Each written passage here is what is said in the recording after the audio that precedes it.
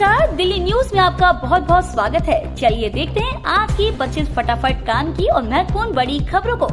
पर इससे पहले वीडियो को लाइक करना बिल्कुल ना भूलें। दिल्ली सरकार को फटकार लगा, सुप्रीम कोर्ट ने दी एक दिन की मोहलत। वायु प्रदूषण की वजह से दिल्ली एनसीआर में लागू ग्रेड 4 की पाबंदियों में सुप्रीम कोर्ट ने ढील दे दी है। देश की सबसे बड़ी अदालत ने पाबंदियों के दौरान निर्माण कार्यों पर रोक की वजह से श्रमिकों को आर्थिक सहायता देने का आदेश दिया था। इस पर ठीक से पालन नहीं होने की वजह से सर्वोच्च अदालत ने नाराजगी जाहिर की। अदालत ने दिल्ली सरकार को फटकार लगाते हुए कहा है कि सभी पंजीकृत श्रमिकों को 8-8 हजार रुपए दिए जाएं, जिन्हें अभी केवल 2-2 हजार रुपए दिए गए हैं। कोर्ट ने सरकार को एक दिन की मोहलत दी है। दिल्ली में बेबस हो जाएंगे लोग, डीटीसी कर्मचारी कर रहे चक्काजाम की तैयारी। डीटीसी कर्मचारी एकता यूनियन के पदाधिकारी द्वारा कॉन्ट्रैक्ट वर्कर को परमानेंट नौकरी देने और सामान कार्य के लिए समान वेतन देने की मांग की जा रही है। यूनियन के लोगों का कहना है कि अगर उनकी मांगों को पूरा नहीं किया गया तो वह कामकाज बंद कर बसों का चक्काजाम कर देंगे। ऐसी स्थिति में बसों से यात्रा करने वाले यात्रियों के साथ अन्य लोगों को भी भारी परेशानियों का सामना करना पड़ सकता है। डीटीसी कर्मचारी एकता यूनियन अपनी मांगों को पूरा करने के लिए आंदोलन की तैयारी में जुटे हुए हैं। डीडीए ने ग्राहकों को दिया महा ऑफर, अब आम आदमी भी बन जाएंगे घर के मालिक।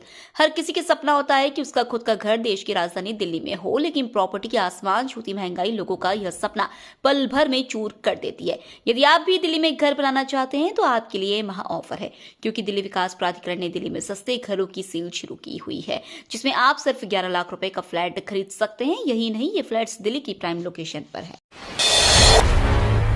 दिल्ली के चुनावी समर को कांग्रेस तैयार, अगले 5 दिन सड़क पर दिखेंगे नेता। दिल्ली विधानसभा चुनाव में पार्टी की संभावनाओं को पुख्ता करने के लिए कांग्रेस का केंद्रीय नेतृत्व भी अब सड़कों पर उतरेगा। अगले 5 दिन राहुल गांधी समेत पार्टी के तमाम राष्ट्रीय नेता दिल्ली की जनता से रूबरू होने वाले हैं। इस दौरान दिल्ली की आप और केंद्र सरकार की भाजपा सरकार पर निशाना साधा जाएगा। राजधानी में अगले साल जनवरी या फरवरी की शुरुआत में विधानसभा चुनाव होने की संभावना है। दिल्ली विधानसभा अध्यक्ष राम निवास गोयल नहीं लड़ेंगे चुनाव, राजनीति से लिया संन्यास। दिल्ली विधानसभा अध्यक्ष और आम आदमी पार्टी के शाहपुरा विधायक राम निवास गोयल ने बृहस्पतिवार को सक्रिय राजनीति से संन्यास लेने का ऐलान कर दिया। उन्होंने आम आदमी पार्टी के राष्ट्रीय संयोजक अरविंद केजरीवाल को पत्र लिखकर इसकी वजह बताई है। पत्र में 76 वर्षीय गोयल ने पार्टी के प्रति अपनी प्रतिबद्धता जताई और कहा कि वह अपनी अगली जिम्मेदारी के लिए तैयार है। सीएम योगी के आदेश के बाद नोएडा में जेल से रिहा हुए किसान फिर गिरफ्तार। नोएडा पुलिस ने बुधवार शाम जेल से रिहा हुए किसानों को देर रात एक बार फिर से गिरफ्तार कर लिया है। सीएम योगी के ट्वीट के बाद पुलिस की ओर से यह कार्रवाई की गई है। पुलिस ने नोएडा 0 पॉइंट पर धरना दे रहे किसानों को जबरन उठाकर धरना स्थल खाली कराया था। सीएम योगी की ओर से कहा गया है कि गौतम बुद्ध नगर हो या फिर अलीगढ़ अथवा संभल, किसी को भी अराजकता फैलाने की छूट नहीं दी जा सकती। ऑस्ट्रेलिया में टीम इंडिया की बहुत बुरी हार, 202 गेंद पहले ही कंगारू टीम ने जीत लिया मैच। भारतीय क्रिकेट टीम आज से ऑस्ट्रेलिया के खिलाफ एडिलेड में दूसरा टेस्ट मैच खेलने उतरेगी। इस अहम टेस्ट मैच से पहले टीम इंडिया के फैंस के लिए बुरी खबर आई है। भारतीय महिला क्रिकेट टीम के ऑस्ट्रेलिया दौरे का आगाज बहुत ही बुरी हार के साथ हुआ है।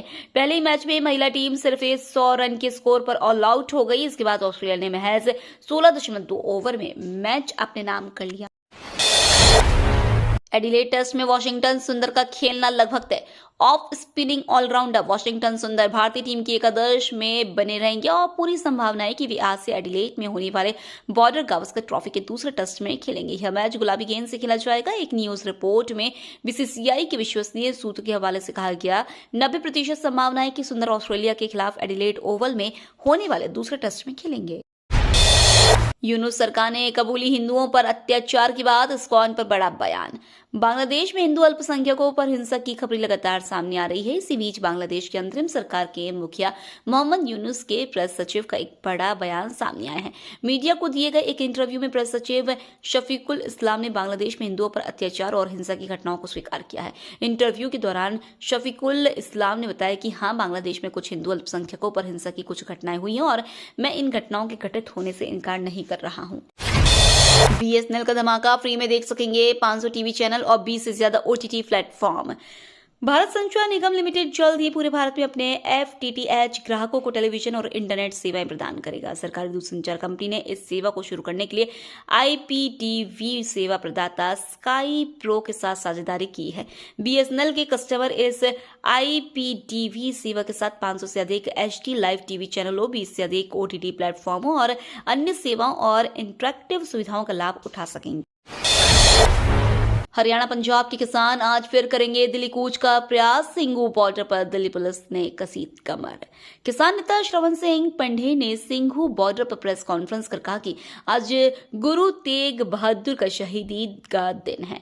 हमारे 101 लोगों का जत्था दिल्ली के लिए यहां से पैदल रवाना होगा। खनौरी से कोई ऐलान नहीं, लेकिन पुलिस बल तैनात है। अगर हमें दिल्ली नहीं जाने दिया गया तो हमारे दोनों मोर्चों की नैतिक जीत होगी। गृह मंत्री अमित शाह से मिले छत्तीसगढ़ के मुख्यमंत्री साय बताया प्रदेश के कौन से 2 जिले हुए नक्सल मुक्त। छत्तीसगढ़ के मुख्यमंत्री विष्णुदेव साय का कहना है कि कभी नक्सलियों से प्रभावित रहे राज्य के बस्तर और कोंडागांव जिले अब पूरी तरह से नक्सलियों से मुक्त हो गए हैं और अन्य क्षेत्रों से भी नक्सलियों की सफाई के लिए अभियान जारी है। साय ने यह जानकारी केंद्रीय गृह मंत्री अमित शाह से मुलाकात के दौरान दी गई है। दिल्ली की 3 सीटों पर नाम लगभग तय, जल्द आ सकती है आपकी दूसरी लिस्ट।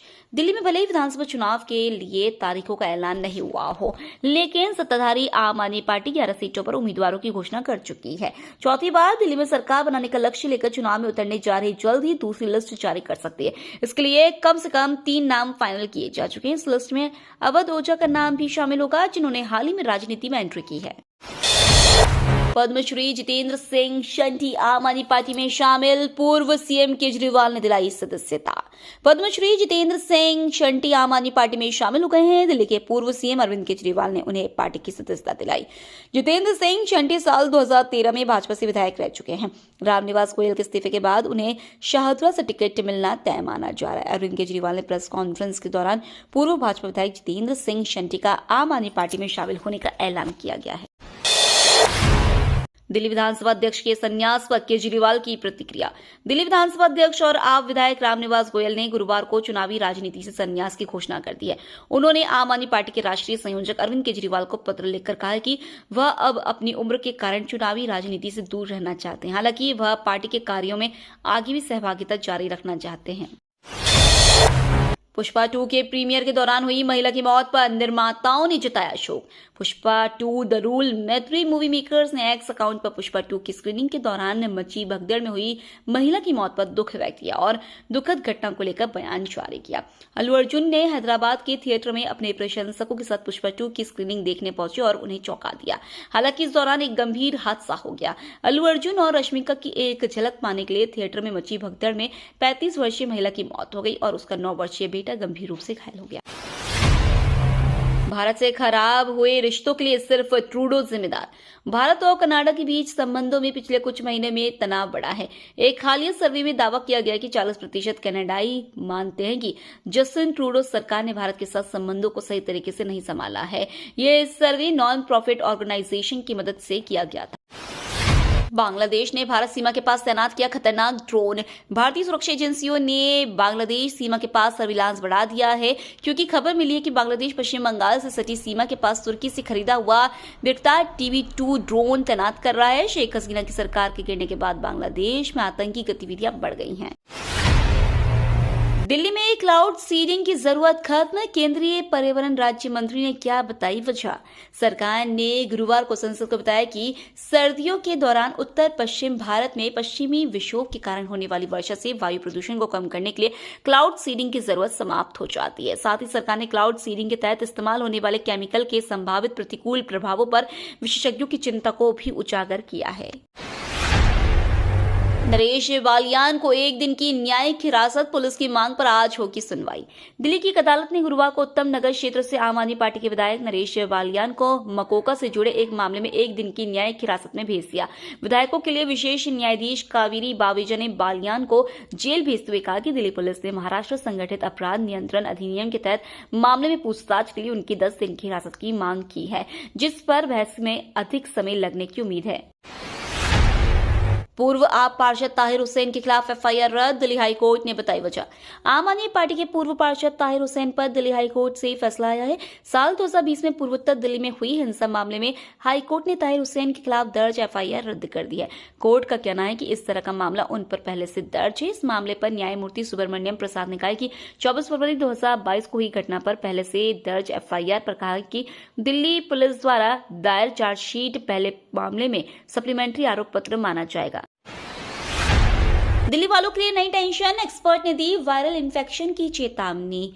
राजधानी दिल्ली में दिसंबर में सामान्य से ज्यादा तापमान रहने का पूर्वानुमान मौसम विभाग ने जारी किया है। दिसंबर में गर्मी ने हेल्थ एक्सपर्ट्स को चिंतित कर दिया है। बदलते मौसम की मिजाज की वजह से लोगों के सांस की बीमारियों और वायरल संक्रमण जैसी परेशानियों का सामना करना पड़ रहा है। अप्रत्याशित गर्मी से डिहाइड्रेशन और गर्मी से संबंधित परेशानी भी हो सकती है। डॉक्टरों ने चेतावनी दी है कि मौसम में बदलाव, वायु प्रदूषण और बढ़ते तापमान से स्वास्थ्य पर गंभीर प्रभाव पड़ सकते हैं।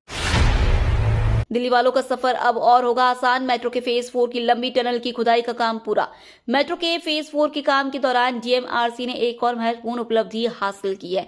फेज 4 में तुगलकाबाद से एरोसिटी के बीच बन रही मेट्रो की नई गोल्डन लाइन पर सबसे लंबी मेट्रो टनल की खुदाई का काम डीएमआरसी ने पूरा कर लिया है। तुगलकाबाद एयरफोर्स स्टेशन के पास स्थित लॉन्चिंग शाफ्ट से मां आनंदमयी मार्ग के बीच यह टनल बनाई गई है। बुधवार सुबह मां आनंदमयी मार्ग के पास स्थित मेट्रो की कंस्ट्रक्शन साइट पर टनल की खुदाई कर रही टनल बोरिंग मशीन अमृत दीवार तोड़कर बाहर निकली। केबल चोरी ने धीमी की दिल्ली मेट्रो की रफ्तार। इस रूट के पैसेंजर्स की बढ़ गई है मुश्किलें। दिल्ली मेट्रो की ब्लू लाइन पर यात्रियों को देरी का सामना करना पड़ सकता है। मोती नगर और कीर्ति नगर स्टेशनों के बीच केबल चोरी की घटना के कारण यह समस्या हुई है।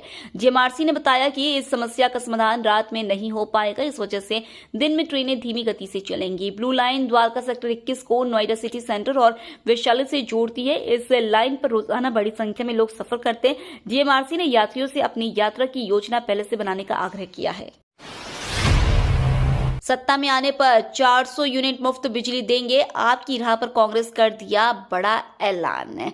दिल्ली में अगले साल विधानसभा चुनाव होने से पहले सभी राजनीतिक दल एक्टिव हो गए। दिल्ली का सियासी पारा चढ़ा हुआ है। राजनीतिक दलों की ओर से दिल्ली की जनता के सामने एक से बढ़कर एक वादे किए जा रहे हैं।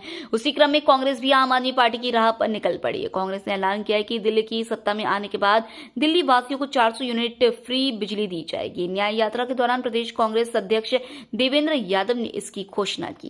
ये तो थी आज की बड़ी खबरें। रोजाना ऐसी ही सबसे पहले अपडेट पाने के लिए चैनल को सब्सक्राइब करना बिल्कुल ना भूलें। धन्यवाद।